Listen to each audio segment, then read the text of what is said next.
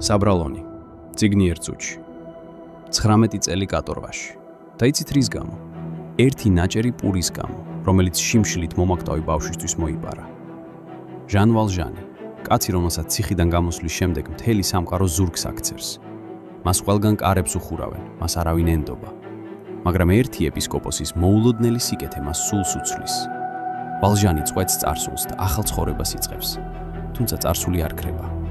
ინსპექტორი ჟავერი, კანონის მონა, რომელსაც არ ჯერა ადამიანობის, მას ჩრდილივით დასდევს და ელოდება ერთ შეცდომას. ვალჟანის ცხოვრება აზრს იძენს, როცა ის პატარა კოზეტზე ზრუნვას იწყებს და როცა პარიზის ქუჩებში რევოლუციის ცეცხლი ინთება და ბარიკადები აღიმართება, ვალჟანი ამტკიცებს ერთ რამეს, რომ ბნელ სამყაროშიც კი შეიძლება იყოს სინათლე. ვიქტორ ჰიუგო, საბრალონი. ამბავი იმაზე, რომ სიყვარული კანონზე მაღლა დგას.